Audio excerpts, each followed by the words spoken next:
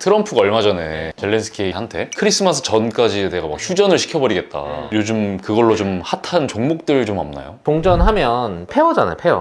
뭘 지어야 되잖아. 그러면 이제 건설 회사들이 좋을 거고, 건설 회사들이 그냥 맨몸으로 지을 수는 없잖아. 건설 장비 회사들이. 우크라이나 전쟁뿐만 아니더라도 북미 쪽이 건설 경기가 좋아요. 왜요? 지금 AI 데이터 센터 엄청 짓고 있잖아요. 데이터 센터를 지으려면 전력망이 갖춰져야 돼요. 그럼 전력망 때문에 발전소에 전력망 다 공사해야 되잖아. 그 공사가 있고요. 전력망 하려면 LNG, 원자력, 친환경 이런 거 만들어야 되니까 채굴부터 저장, 파이프라인 이것도 다 건설을 해야 되잖아요. 그 다음에 요새 중국이 피토류 가지고 무기화하고 막 그러잖아요. 여태까지 미국에 피토류가 없어서 안 캔 게 아니라 많은데 그걸 캐다 보면은 오염물질이 많이 발생을 하니까 안 캔 거예요. 못 캔 게 아니라 안 캔 캔 거예요. 근데 중국이 저렇게 나오면 캐야지. 그것 때문에 수송해야 될 거 아니야. 그러니까 도로 깔아야 되고 거기도 전력이 들어가야 되니까 중형 건설기계, 발전기, 뭐 변압기 이런 건 이미 주가도 많이 올랐고 그다음 대형 건설기계도 지금 많이 수요가 늘어나고 있어요. 작년 대비 발전 용량도 지금 계속 늘어나고 있고 LNG 저장 시설도 계속 캐패시티 늘리고 있고 파이프라인 길이도 최근 20년 들어서 엄청 늘어났죠. 그리고 우크라이나 전쟁 때문에 러시아산 수입을 못 하잖아요. 그러니까 유럽 쪽에서도 북미에서 LNG 선으로 수입을 해가지고 여기 터미널을 짓고 그 터미널 통해서 파이프라인 짓고 그래서 유럽 쪽도 지금 건설이 많이 늘어나야 되고 그다음에 미국 주택 보면 주택 재고가 지금 거의 바닥을 찍고 있거든요. 공급이 안 되고 있어서 주택 공급도 건설도 늘어날 것 같아요. 진짜 다 필요하네요 지금. 네, 지금 북미 쪽이 건설기계 쪽 매출이 너무 좋아요. 그 중에서 제일 매출을 많이 차지하는 게 굴삭기예요. 포크레인.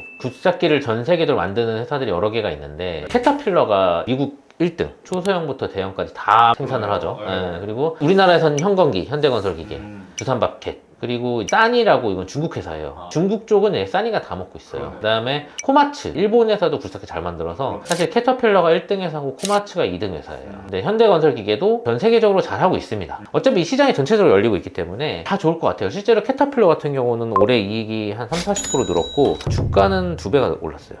원장님 갖고 계세요? 안 갖고 있습니다.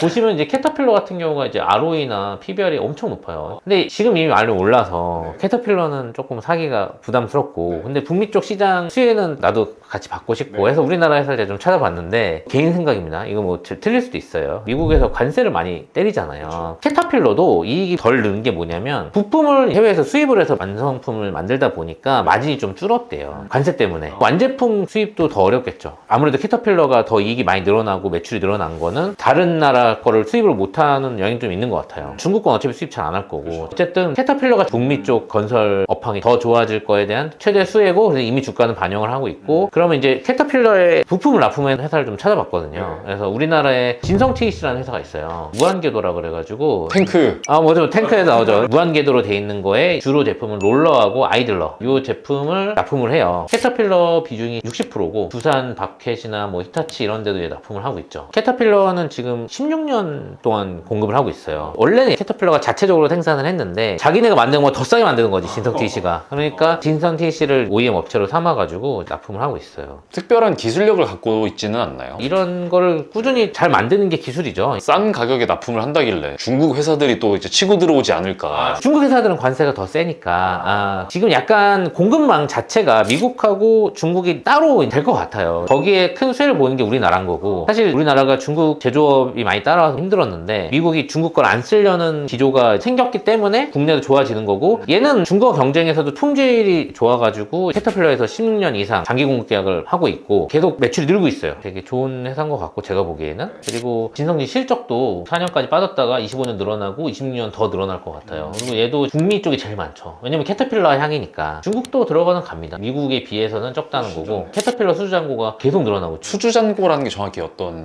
예를 들어 5천억 수주를 받았는데 내가 3천억을 납품을 했고 2천억이 남았어. 그러면 2천억이 수주잔고예요. 지금 생산해서 납품한 것보다 주문량이 더 늘어나니까 잔고가 계속 늘어나는 거죠. 그리고 또 하나가 태국 공장을 매출 3천억짜리 증설을 했어요. 만약에 매출을 늘 자신이 없으면 증설을 안 할 텐데 다른 회사 쪽 매출을 늘리려고 증설을 한 거거든요. 그래서 2천억 정도는 다른 회사 거 하는 거고 900억 정도는 캐터필러에서 추가 수주를 받아가지고 납품을 하기로 해서 3천억 증설을 했습니다. 지금 1차 공장은 완공을 했고 3차까지 내후년이면 왜냐면 추가가 증설이 되기 때문에 매출은 내년 내후년까지 계속 늘어날 것 같아요. 현건기도 되게 좋아요. 왜냐면 전체적인 업황이 좋아지니까 좋아질 건데 캐터필러가 제일 좋을 것 같아서 캐터필러를 사도 되고 진성 TC도 괜찮지 않을까. 근데 아무래도 얘는 OEM 업체잖아요. 캐터필러만큼 상승률이 높진 않겠지만 많이 오르진 않아가지고 사실 좀 샀어요. 지금 얼마예요? 12,000 제가 700원에 샀는데 지금 한 14,000원 정도 하거든요. 또 올라긴 올랐네요. 그리고 또 하나 좋은 게 뭐냐면 굴삭기는 한 번 구매를 하면 그걸 한 20년 쓴단 말이에요. 근데 이 무한궤도는 부품은 한 3년에서 5년 지나면 교체를 해줘야 돼요. 광산 같은 데서 험한 환경에서 하면 빨리 교체를 해야 되거든요. 그래서 소모품이라서 생산할 때 납품하는 것도 있지만 애프터마켓이라 그래서 나중에 소모가 되면 또 바꿔줘야 되는 매출도 있어요. 그게 한 6대4 비율로 또 있기 때문에 얘네가 그래도 매출이 좀 꾸준하고 이익이 꾸준하게 늘 수 있는 그런 회사를 생각을 하는데 증설까지 하고 우크라이나 전쟁 종전으로 인한 테마가 붙으면 건설회사랑 건설 장비회사들이 다 오를 것 같거든요. 그래서 저는 좀 투자를 하고 있고 사실 얘도 바닥에서 좀 오른 편이긴 해서 안 올랐다고 할 수는 없습니다. 8,000원에서 14,000원까지 오른 거라 얘도 많이 오르긴 했어요. 사실 일단 업황이 계속 좋아지니까 뭐 주가가 폭락할 걱정은 없잖아요. 그러니까 좀 갖고 있다가 매출 이익 내년 내후년 증가하면은 이익 보고 팔아도 되고 뭐 어찌됐든 손해보기는 어려운 자리 아닌가. 그리고 이제 종전이 되면 솔직히 지금 우크라이나에서 원조를 제일 많이 해주고 있는 나라가 미국이에요. 미국. 근데 트럼프가 원조 해줄 때 그냥 안 해준단 말이야. 미국 건설회사가 가서 짓게 하거나 미국 건설 장비만 써라 이런 거 붙일 것 같아 내가 보기에. 트럼프가 그러면은 제일 수혜받는 게 캐터필러.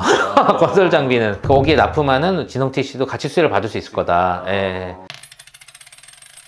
좀 더 싼 회사를 찾으면 DY 파워라는 회사도 있어요. 유압 실린더를 현대건설기계나 중국 굴삭기 회사에 납품을 하는 회사예요. 퍼나 PBR도 더 싸고 오르지도 않았어. 근데 종전이 되면 미국 장비만 쓸 수는 없다고. 왜냐면은 많은 양이 필요한데 미국 굴삭기만 해도 모자랄 거야. 아마 생산량이 따라가지 못하니까 중국 것도 쓰고 우리나라 것도 쓰고 하니까 어쨌든 시장은 전체적으로 좋아질 겁니다. 그래서 DY 파워도 실제로 당연히 좋아질 거고 실제로 지금 좋아지고 있고. 근데 이제 누가 더 많이 오를 것이냐, 누가 안전하게 손해 안 보고 먹을 수 있을 것이냐 이런 거를 좀 고민해 봐야 되는 자리가 아닌가. 현대건설 기계는 왜 관심을 덜 두세요? 현대건설기계도 좋아요. 많이 올랐어요. 그리고 현대건설기계는 내년에 현대인프라코어랑 합병을 합니다. 그래서 합병하면 더 좋아질 거예요. 그러면 반대로 종전이 돼서 안 좋은 회사들도 솔직히 있을 거 아니에요? 그래서 지금 폴란드, 헝가리 이런 나라에서 우리나라 방산 기계를 많이 수입해 가잖아요. 근데 더 늘어나겠죠. 종전이 됐다고 해서 뭐 그거를 투자를 안 할 수는 없잖아요. 언제 러시아가 또 쳐들어올지 모르니까. 저는 방산업체가 조금 꺾일 수는 있겠지만 계속 좋을 것 같은데 기대감은 조금 떨어질 수 있죠. 이제 재건이 더 이슈가 되지 않을까. 그리고 트럼프가 할 것 같아. 여태까지 종전 많이 시켰고. 그리고 중국 건설 기계 회사들도 무시할 수는 없어요. 엄청 잘하고 있고 자기네 국내를 많이 하고 있고 이제 중동, 아프리카 쪽은 중국 회사들이 많이 점유를 하고 있는 것 같아요. 아프리카가 지금 광산 개발 엄청 하고 있거든요. 건설 장비 회사들은 향후 몇 년간은 좋지 않을까. 반도체도 좋고 다 좋네요. 네. 그러니까 우리나라 지금 주식시장이 좋은 거죠. 전체적으로. 전쟁이 종전이 되면은 우리나라 전체적인 주식시장에도 도움이 되나요? 도움 될 것 같아요. 아까 말한 대로 건설회사나 건설 기계 장비 회사들도 주가가 오를 거고 그쪽에 수출이 돼야 되니까 물자가 많이 부족하잖아요. 우리나라가 제조업 강국이니까 당연히 수혜를 보겠죠. 우리나라 주식시장에도 호재일 거라고 생각합니다. 반도체나 바이오는 워낙 크니까 코스피를 끌어올린다고 하셨잖아요. 건설 관련된 회사들이 그거를 끌어올릴 정도로 파이가 커요? 그 정도는 아니지만 저는 지수를 볼 게 아니라 개별 회사를 봐야 된다고 생각을 하기 때문에 앞으로 업황이 좋아질 만한 산업군에서 좋은 회사를 찾는 게 맞다고 보거든요. 언제 항상 그렇게 보시는 거죠? 그렇게 보려고 노력하죠. 뭐 반드시 뭐 그렇게 하는 건 아니지만. 네.